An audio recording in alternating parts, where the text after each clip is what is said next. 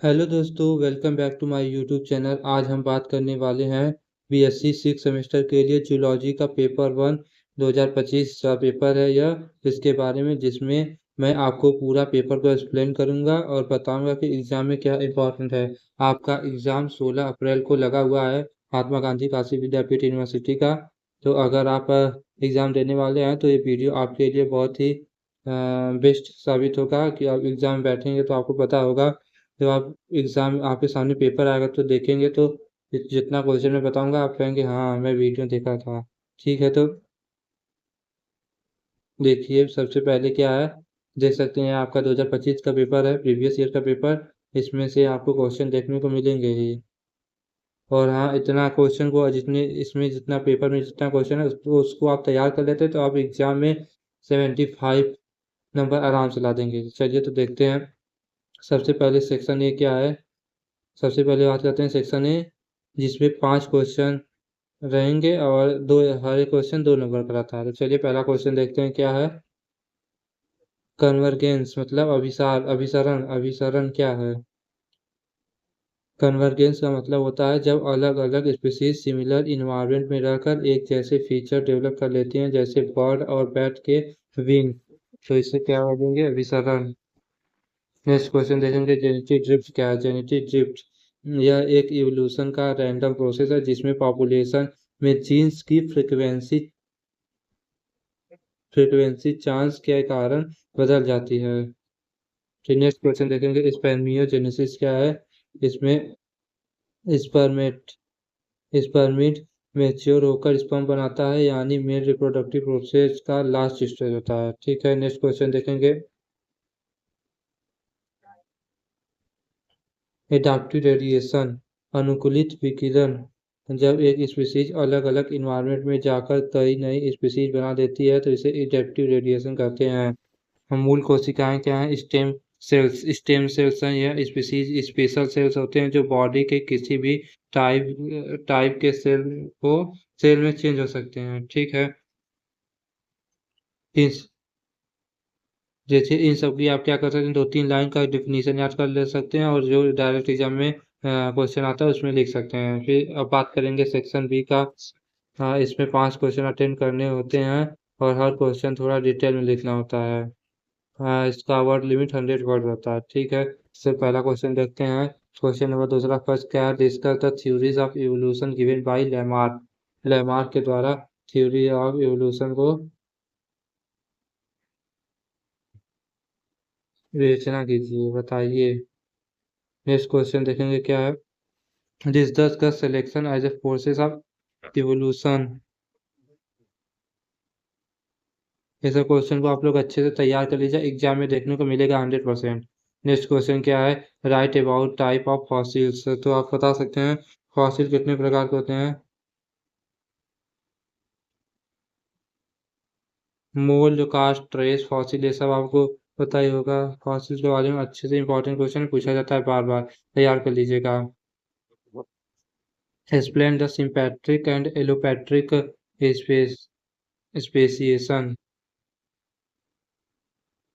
सिंपैट क्या है, सिंपैट्रिक and allopatric सिंपेसिएशन क्या है। सिंपैट्रिक में स्पीशीज एक ही एरिया में अलग होती है, जबकि एलोपैट्रिक में जियोग्राफिक आइसोलेशन होता है। नेक्स्ट क्वेश्चन क्या है, describe the characteristic and importance of gastrulation.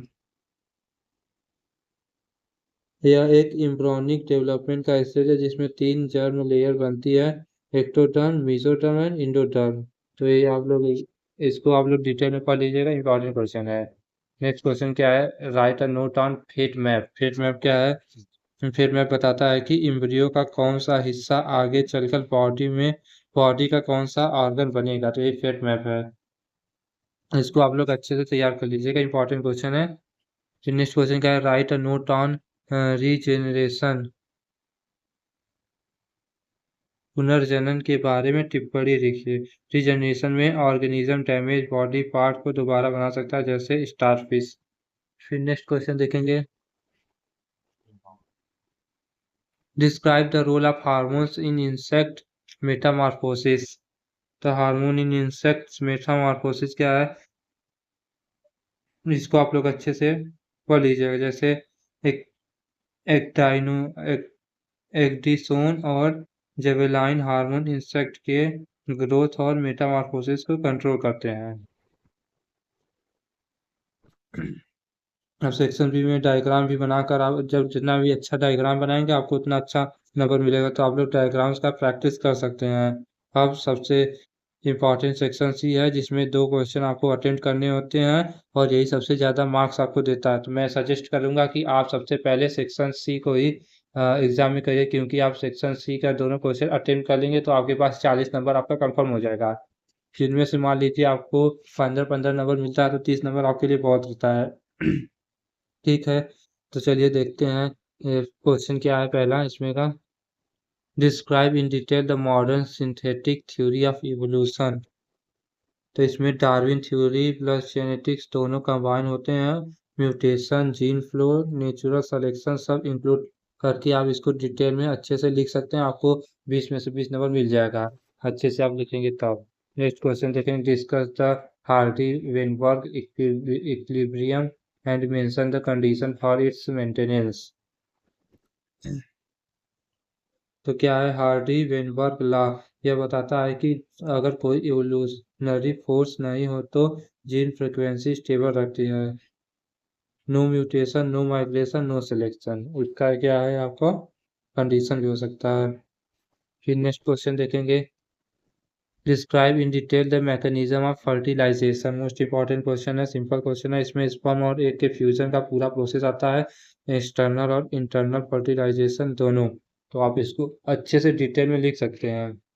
Next question क्या है। Right an essay on ageing. उम्र के बढ़ने पर निबंध लिखिए। तो इसमें अच्छे से आप लोग ऐसे को लिख सकते हैं। तो दोस्तों ये थे जूलॉजी पेपर 1 2025 का पूरा एनालिसिस। अगर आप एग्जाम की तैयारी कर रहे हैं तो टॉपिक्स आपकी प्रायोरिटी होनी चाहिए। वीडियो अच्छा लगे तो लाइक करें, शेयर करें और चैनल को सब्सक्राइब जरूर करें। पीवाईक्यू क्या होते हैं, जो मैं यहाँ एक क्वेश्चन आपको बताया हूँ, पीवाईक्यू बहुत ही इंपॉर्टेंट होते हैं, रिपीट होने के चांस ज़्यादा रहते हैं। अगर इनको आप शॉर्ट नोट बनाकर अच्छे से प्रैक्टिस करेंगे तो आप अच्छा एग्जाम में इस कर पाएंगे। तो आपका एग्जाम है 16 तारीख, तो इसके लिए आपको बेस्ट ऑफ लक। अच्छे से तैयारी करिए और एग्जाम में अच्छा करके आइए। धन्यवाद। मिलेंगे नए वीडियो में नए टॉपिक के साथ। आज के लिए इतना ही।